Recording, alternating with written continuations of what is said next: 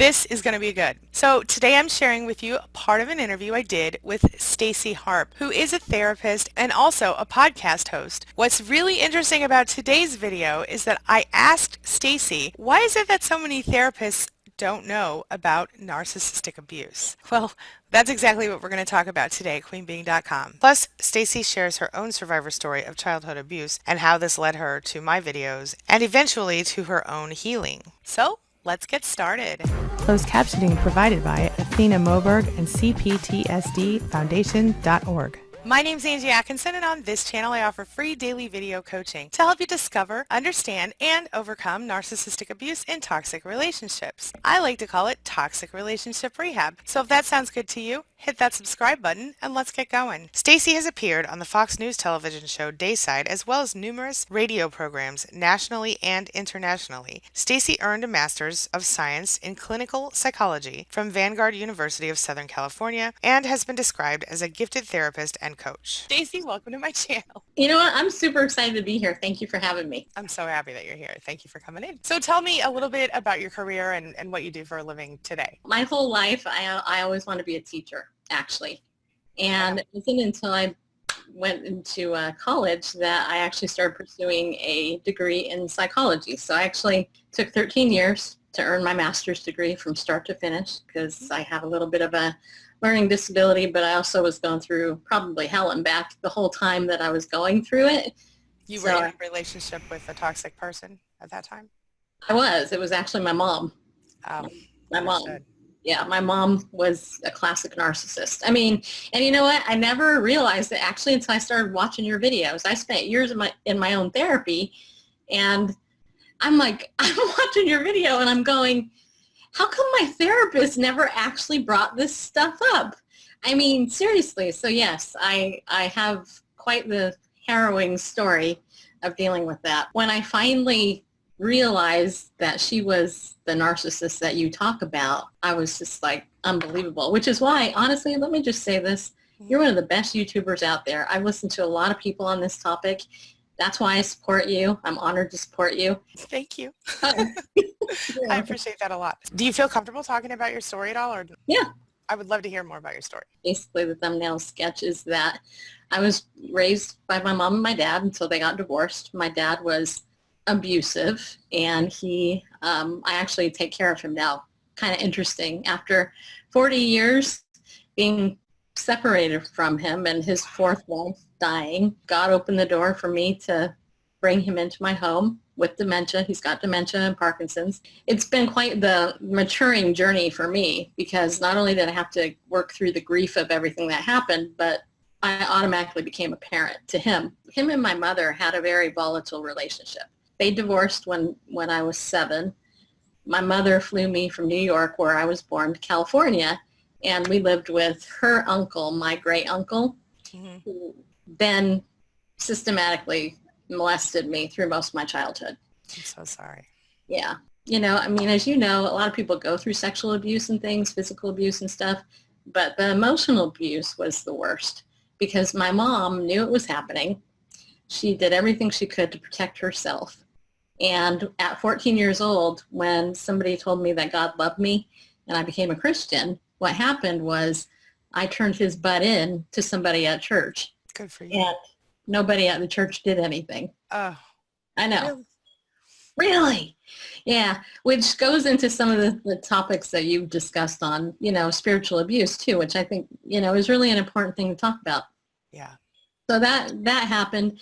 What they did do and what I was actually told by the pastor at that time was, you know, my wife was abused. We don't really want to talk about this. So what you should do is you should go to the school.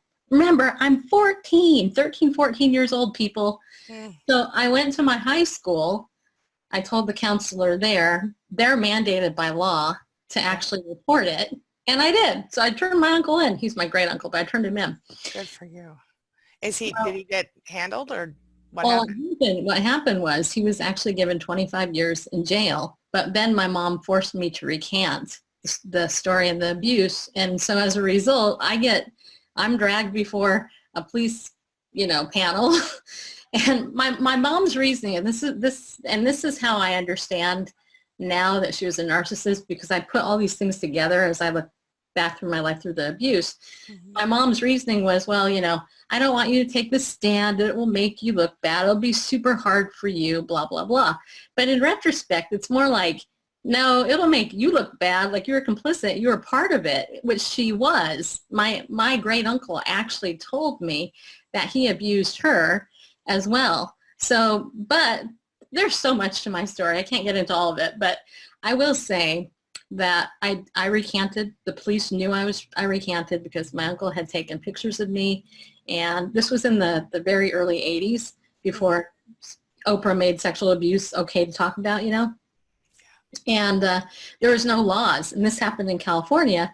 So if a person recanted, then what happened is their hands were tied. The police couldn't do anything. So here I am, a 14-year-old girl, threatened by my mother that she'd kill me if I didn't recant. But if I did recant, I actually had the opportunity, I guess, to be thrown back into this guy's thing, because his goal was to rape me vaginally at 16 years old. Oh my God. Okay, so after my mom did this, my birthday came around a couple years later. She actually gave me as a gift a negligee. Okay, so meanwhile, I'm trying to get through life in high school, right? And I became a Christian, and what happened was I got a job, and I started stuffing money away. And when I was 18 years old, I moved out. I moved out on my own. And it was probably about a year or two after that, somebody told me about therapy and how therapists exist. So I went to the therapist and started dealing with the stuff. And the therapist started asking me about, you know, what happened to me. And I said, well, all this stuff happened. And within 3 weeks, she taught me boundaries and how to, you know, set up good, healthy relationships. I mean, it took her a while to do that. But here's the other thing she did. She actually applied for victim witness assistance for me. So in California, because the crime had been reported, the police and the victim witness assistance people actually awarded me $10,000 from the state of California because of being a victim of all those crimes. That's something. It was validation. It was probably the biggest validation that I got because it was unexpected, and it's actually what paid for my therapy for a couple of years. Well, that's good at least. As a kid, yeah. Yeah. Because I was in my early 20s. I'm 50 now, so it's, you know. Gotcha. As somebody who listens to you, and I know you read research, I love how you say the research suggests, because that's the proper way to say it, because it never actually confirms or denies. It only suggests, because I could do research on something, you could do research on something. Two different people, whoever it is that look at it, give a completely different result. So I've always admired that about how you actually present, because it's perfectly presented the way you actually should. Thank you. I appreciate that. No, well, I'm serious, because there are people out there who will say stuff, but they don't really know what they're talking about. True that.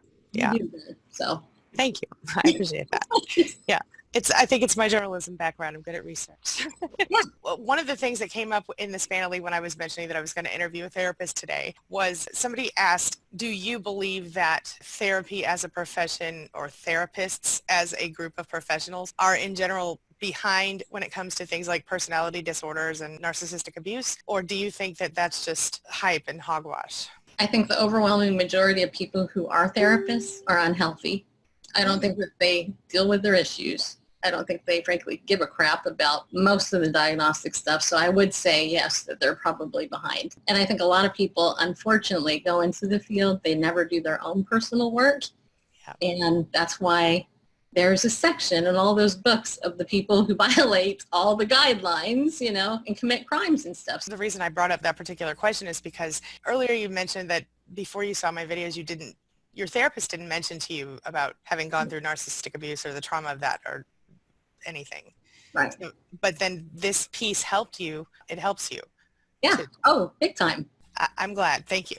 I just wanted to clarify, because I know that's a question a lot of survivors have. I've done a couple of videos in the past about it, you know, therapists, but we don't need to go into all that. All right. Now this brings me to the question of the day. And the question of the day is, what did you think about Stacy's story? And have you experienced a therapist who didn't seem to understand narcissistic abuse and who maybe misdiagnosed you as a result of that? Share your thoughts, share your ideas, share your experiences in the comment section below, and let's talk about it. I just want to say a quick thank you to everyone who subscribes to my channel, watches my videos, likes my videos, comments on my videos, shares my videos. By doing that, you help me spread my message just a little bit further, and you help me help other survivors to discover, understand, and overcome narcissistic abuse and toxic relationships. That is my mission in life, and it means the world to me, so thank you. Now, while I'm here, I want to take a quick moment to say thank you to all of my channel members, those people who support me through the YouTube channel membership program. Their contributions help me to help you even more effectively through free resources from queenbeing.com, all of my free videos, and everything else that I'm able to do to connect with you. So to each and every one of my Inner Circle members, thank you sincerely for all of your help. My Inner Circle includes Jessica, Lori, Jonathan, Abraham, Shannon, Kristen, Jill,